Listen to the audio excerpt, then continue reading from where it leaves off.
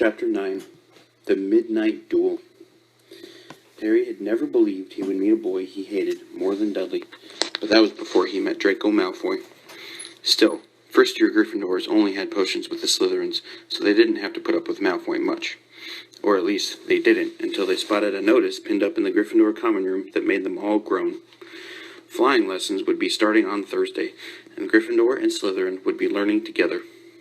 Typical, said Harry darkly. Just why I always wanted to make a fool of myself on a broomstick in front of Malfoy. He'd been looking forward to learning to fly more than anything else. You don't know that you'll make a fool of yourself, said Ron reasonably.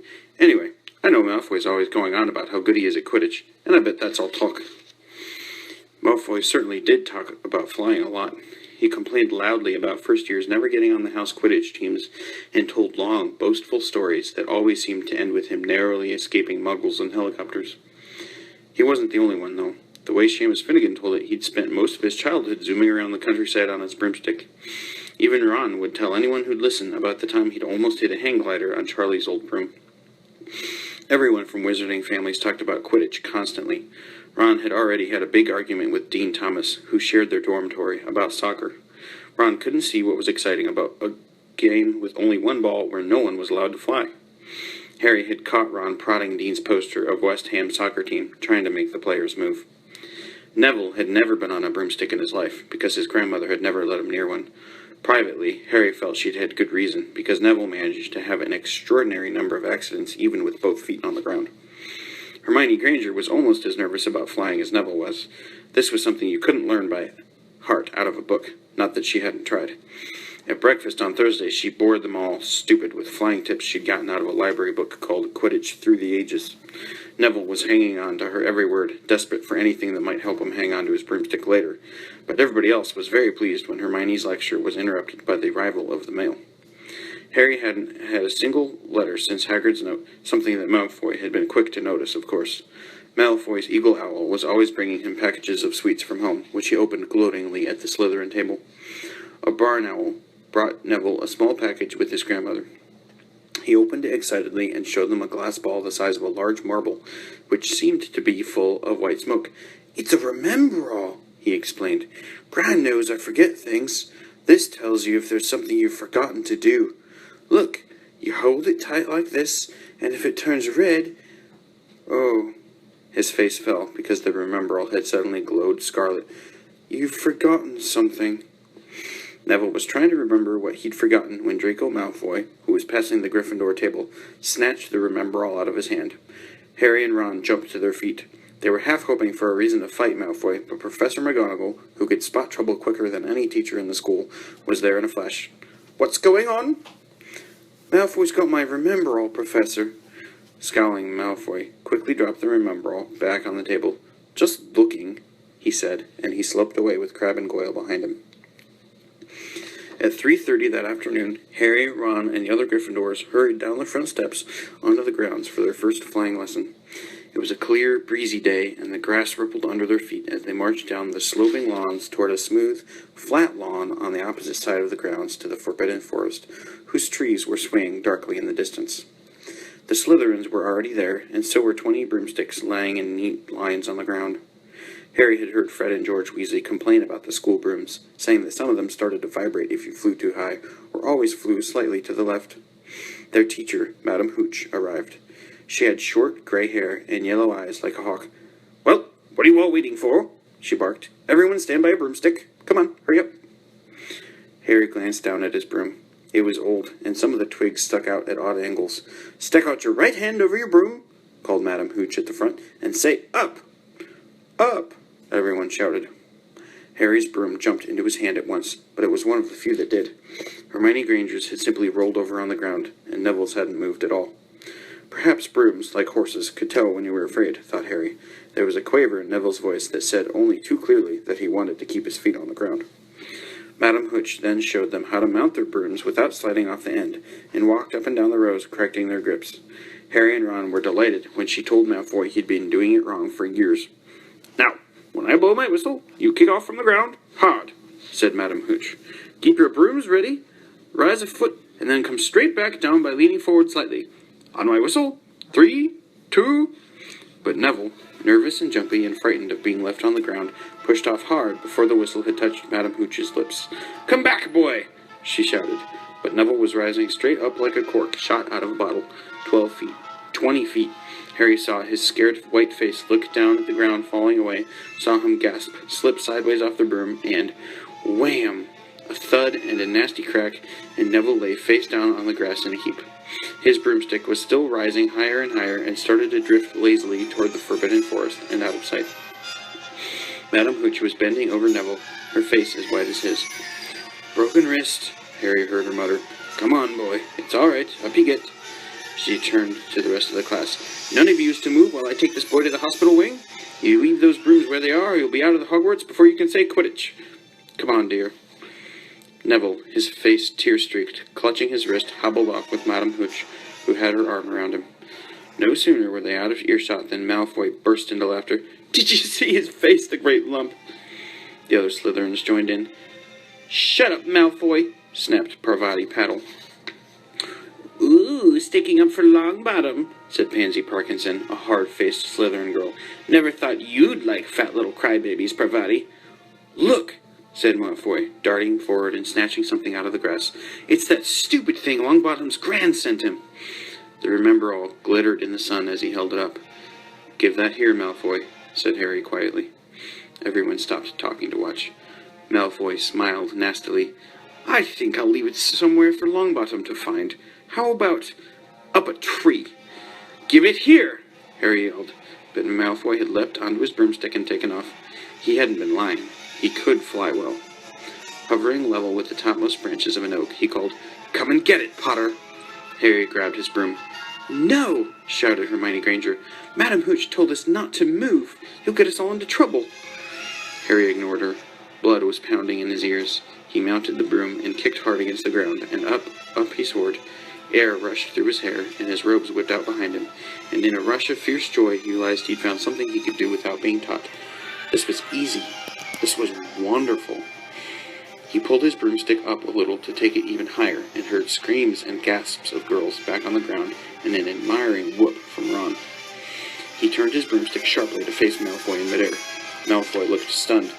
"Give it here," Harry called, "or I'll knock you off that broom." "Oh yeah?" said Malfoy, trying to sneer, but looking worried. Harry knew, somehow, what to do. He leaned forward and grasped the broom tightly in both hands, and it shot toward Malfoy like a javelin.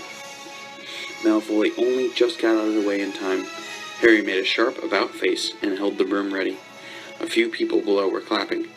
"No Crab and Goyle up here to save your neck, Malfoy," Harry called. The same thought seemed to have struck Malfoy. "Catch it if you can, then!" he shouted, and he threw the glass ball high into the air and streaked back toward the ground. Harry saw, as though in slow motion, the ball rise up in the air and then start to fall. He leaned forward and pointed his broom handle down. Next second, he was gathering speed in a steep dive, racing the ball. Wind whistled in his ears, mingled with the screams of people watching. He stretched out his hand, a foot from the ground. He caught it, just in time to pull his broom straight, and he toppled gently onto the grass with the Remember-All clutched safely in his fist. "Harry Potter!" His heart sank faster than he'd just dived. Professor McGonagall was running toward them. He got to his feet, trembling. "Never, in all my time at Hogwarts!" Professor McGonagall was almost speechless with shock, and her glasses flashed furiously. "How dare you! Might you've broken your neck! It wasn't his fault, Professor. Be quiet, Miss Petal. But Malfoy, that's enough, Mr. Weasley. Potter, follow me." Harry caught sight of Malfoy, Crabbe, and Goyle's triumphant faces as he left, walking numbly in Professor McGonagall's wake as she strode toward the castle. He was going to be expelled. He just knew it. He wanted to say something to defend himself, but there seemed to be something wrong with his voice. Professor McGonagall was sweeping along without even looking at him. He had to jog to keep up. Now he'd done it. He hadn't even lasted 2 weeks. He'd be packing his bags in minutes. What would the Dursleys say when he turned up on the doorstep? Up the front steps, up the marble staircase inside, and still Professor McGonagall didn't say a word to him. She wrenched open doors and marched along corridors with Harry trotting miserably behind her. Maybe she was taking him to Dumbledore. He thought of Hagrid, expelled but allowed to stay on as gamekeeper. Perhaps he could be Hagrid's assistant. His stomach twisted as he imagined it, watching Ron and the others becoming wizards while he stumped around the grounds carrying Hagrid's bag. Professor McGonagall stopped outside the classroom. She opened the door and poked her head inside. "Excuse me, Professor Flitwick, could I borrow Wood for a moment?" Wood? Thought Harry, bewildered. Was Wood a cane she was going to use on him? But Wood turned out to be a person, a burly, fifth-year boy who came out of Flitwick's class looking confused. "Follow me, you two," said Professor McGonagall, and they marched on up the corridor, Wood looking curiously at Harry. "In here." Professor McGonagall pointed them into a classroom that was empty except for Peeves, who was busy writing rude words on the blackboard. "Out, Peeves!" she barked. Peeves threw the chalk into a bin, which clanged loudly, and swooped out cursing. Professor McGonagall slammed the door behind him and turned to face the two boys. "Potter, this is Oliver Wood. Wood, I've found you a seeker." Wood's expression changed from puzzlement to delight. "Are you serious, Professor?" "Absolutely," said Professor McGonagall crisply. "The boy's a natural. I've never seen anything like it. Was that your first time on a broomstick, Potter?" Harry nodded silently. He didn't have a clue what was going on, but he didn't seem to be being expelled, and some of the feeling started coming back to his legs. "He caught that thing in his hand after a 50-foot dive," Professor McGonagall told Wood. "Didn't even scratch himself. Charlie Weasley couldn't have done it." Wood was now looking as though all his dreams had come true at once. "Ever seen a game of Quidditch, Potter?" he asked excitedly. "Wood's captain of the Gryffindor team," Professor McGonagall explained. "He's just the build for a seeker, too," said Wood, now walking around Harry and staring at him. "Light, speedy, we'll have to get him a decent broom, Professor. A Nimbus 2000 or a Clean Sweep 7, I'd say. I shall speak to Professor Dumbledore and see if we can't bend the first-year rule. Heaven knows we need a better team than last year. Flattened in that last match by Slytherin. I couldn't look Severus Snape in the face for weeks." Professor McGonagall peered sternly over her glasses at Harry. "I want to hear you're training hard, Potter, or I may change my mind about punishing you." Then she suddenly smiled. "Your father would have been proud," she said. "He was an excellent Quidditch player himself." "You're joking!" It was dinner time. Harry had just finished telling Ron what had happened when he'd left the grounds with Professor McGonagall. Ron had a piece of steak and kidney pie halfway to his mouth, but he'd forgotten all about it. "Seeker?" he said. "But first years never. You must be the youngest house player in about a century," said Harry, shoveling pie into his mouth. He felt particularly hungry after the excitement of this afternoon. "Wood told me." Ron was so amazed, so impressed, he just sat and gaped at Harry. "I start training next week," said Harry. "Only don't tell anyone. Wood wants to keep it a secret." Fred and George Weasley now came into the hall, spotted Harry, and hurried over. "Well done," said George in a low voice. "Wood told us. We're on the team, too. Beaters." "I tell you, we're going to win that Quidditch Cup for sure this year," said Fred. "We haven't won since Charlie left, but this year's team's going to be brilliant. You must be good, Harry. Wood was almost skipping when he told us. Anyway, we've got to go. Lee Jordan reckons he's found a new secret passageway out of the school. Bet it's that one behind the statue of Gregory the Smarmy that we found in our first week. See ya." Fred and George had hardly disappeared when someone far less welcome turned up. Malfoy, flanked by Crabbe and Goyle. "Having a last meal, Potter? When you getting the train back to the Muggles?" "You're a lot braver now that you're back on the ground and you've got your little friends with you," said Harry coolly. There was, of course, nothing at all little about Crabbe and Goyle, but as the high table was full of teachers, neither of them could do more than crack their knuckles and scowl. "I'd take you on any time on my own," said Malfoy. "Tonight, if you want. Wizard's duel. Wands only, no contact." "What's the matter? Never heard of a wizard's duel before, I suppose?" "Of course he has," said Ron, wheeling around. "I'm his second. Who's yours?" Malfoy looked at Crabbe and Goyle, sizing them up. "Crabbe," he said. "Midnight all right? We'll meet you in the trophy room. That's always unlocked." When Malfoy had gone, Ron and Harry looked at each other. "What is a wizard's duel?" said Harry. "And what do you mean you're my second?" "Well, a second there's to take over if you die," said Ron casually, getting started at last on his cold pie. Catching the look on Harry's face, he added quickly, "But people only die in proper duels, you know, with real wizards. The most you and Malfoy will be able to do is send sparks at each other. Neither of you knows enough magic to do any real damage. I bet he expected you to refuse, anyway." "And what if I wave my wand and nothing happens?" "Throw it away and punch him in the nose," Ron suggested. "Excuse me." They both looked up. It was Hermione Granger. "Can't a person eat in peace in this place?" said Ron. Hermione ignored him and spoke to Harry. "I couldn't help overhearing what you and Malfoy were saying." "Bet you could," Ron muttered. "And you mustn't go wandering around the school at night. Think of the points you'll lose, Gryffindor, if you're caught. And you're bound to be. It's really very selfish of you." "And it's really none of your business," said Harry. "Goodbye," said Ron. All the same, it wasn't what you'd call the perfect end to the day, Harry thought, as he lay awake much later, listening to Dean and Seamus falling asleep. Neville wasn't back from the hospital wing. Ron had spent all evening giving him advice such as, "If he tries to curse you, you'd better dodge it, because I can't remember how to block them." There was a very good chance they were going to get caught by Filch or Mrs. Norris, and Harry felt he was pushing his luck, breaking another school rule today. On the other hand, Malfoy's sneering face kept looming up out of the darkness. This was his big chance to beat Malfoy face to face. He couldn't miss it. 11:30, Ron muttered at last. "We'd better go." They pulled on their bathrobes, picked up their wands, and crept across the tower room, down the spiral staircase, and into the Gryffindor common room. A few embers were still glowing in the fireplace, turning all the armchairs into hunched black shadows. They had almost reached the portrait hole when a voice spoke from the chair nearest them. "I can't believe you're going to do this, Harry." A lamp flickered on. It was Hermione Granger, wearing a pink bathrobe and a frown. "You!" said Ron furiously. "Go back to bed." "I almost told your brother," Hermione snapped. "Percy, he's a prefect. He'd put a stop to this." Harry couldn't believe anyone could be so interfering. "Come on," he said to Ron. He pushed open the portrait of the fat lady and climbed through the hole. Hermione wasn't going to give up that easily.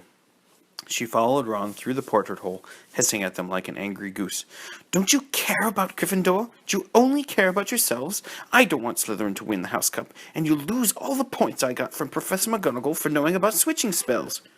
"Go away." "All right, but I warned you. You just remember what I said when you're on the train home tomorrow. You're so—" But what they were, they didn't find out. Hermione had turned to the portrait of the fat lady to get back inside, and found herself facing an empty painting. The fat lady had gone on a nighttime visit, and Hermione was locked out of Gryffindor Tower. "Now what am I going to do?" she asked shrilly. "That's your problem," said Ron. "We've got to go. We're going to be late." They hadn't even reached the end of the corridor when Hermione caught up with them. "I'm coming with you," she said. "You are not." "Do you think I'm going to stand out here and wait for Filch to catch me? If he finds all three of us, I'll tell him the truth, that I was trying to stop you, and you can back me up." "You've got some nerve," said Ron loudly. "Shut up, both of you," said Harry sharply. "I heard something." It was a snort of snuffling. "Mrs. Norris?" breathed Ron, squinting through the dark. It wasn't Mrs. Norris. It was Neville. He was curled up on the floor, fast asleep, but jerked suddenly awake as they crept near. "Thank goodness you found me. I've been out here for hours. I couldn't remember the new password to get into bed." "Keep your voice down, Neville. The password's Pig Snout, but it won't help you now. The fat lady's gone off somewhere." "How's your arm?" said Harry. "Fine," said Neville, showing them. "Madame Pomfrey mended it in about a minute." "Good. Well, look, Neville, we've got to be somewhere. We'll see you later." "Don't leave me," said Neville, scrambling to his feet. "I don't want to stay here alone. The Bloody Baron's been passed twice already." Ron looked at his watch and then glared furiously at Hermione and Neville. "If either of you get us caught, I'll either rest until I've learned the curse of the bogies Quirrell told us about and use it on you."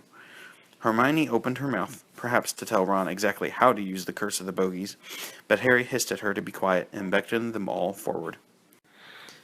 A long corridor, striped with bars of moonlight from the high windows. At every turn, Harry expected to run into Filch or Mrs. Norris, but they were lucky. They sped up a staircase to the third floor and tiptoed toward the trophy room. Malfoy and Crabbe weren't there yet. The crystal trophy cases glimmered where the moonlight caught them. Cups, shields, plates, and statues winked silver and gold in the darkness.